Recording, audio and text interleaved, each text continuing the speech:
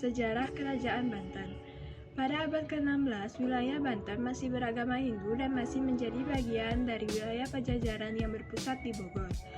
Pada tahun 1526, Sultan Trengganu menugaskan Fathahillah untuk menaklukkan wilayah Pajajaran dan memperluas wilayah Kerajaan Demak.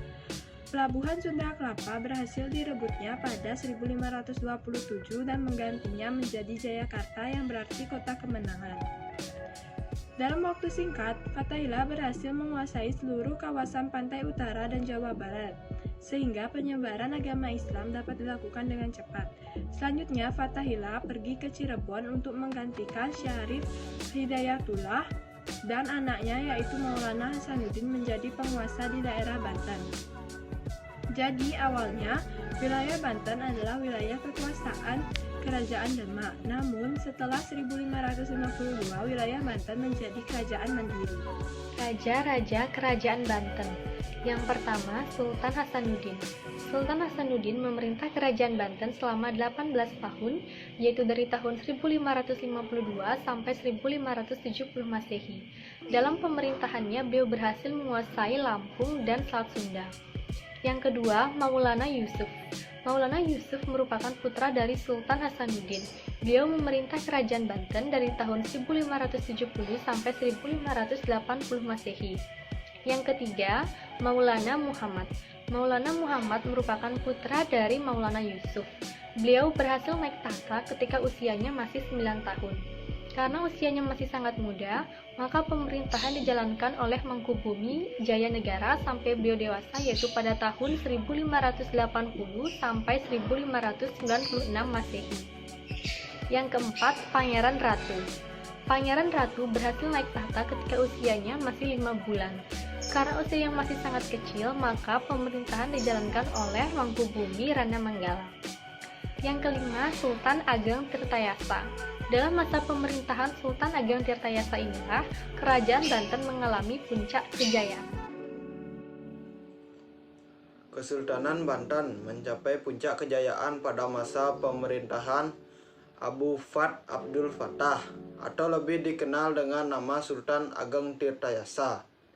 Saat itu, pelabuhan Banten telah menjadi pelabuhan internasional sehingga perekonomian kesultanan itu maju pesat.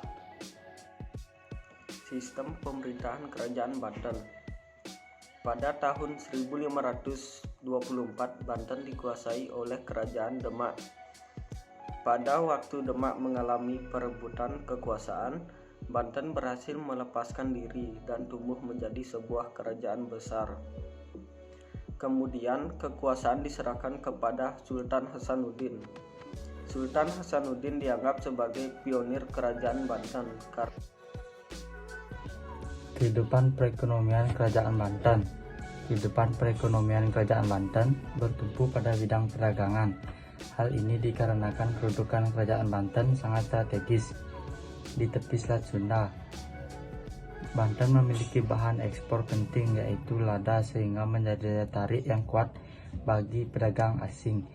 Dan jatuhnya Malaka ke tangan Portugis mendorong pedagang Islam mencari daerah baru di Jawa Barat, yaitu Banten. Kehidupan sosial budaya Kerajaan Banten.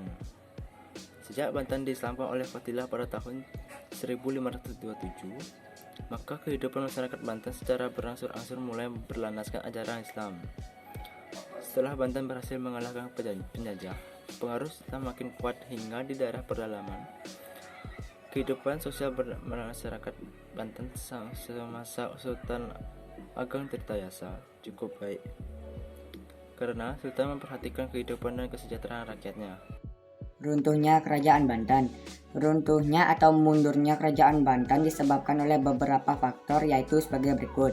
1. Adanya campur tangan VOC di dalam perdagangan di Kerajaan Banten. 2. Terjadi perselisihan antara Sultan Ageng Tirtayasa dengan VOC. 3. Adanya konflik dengan Sultan Haji, yang dimana Sultan Haji lebih memihak kepada VOC.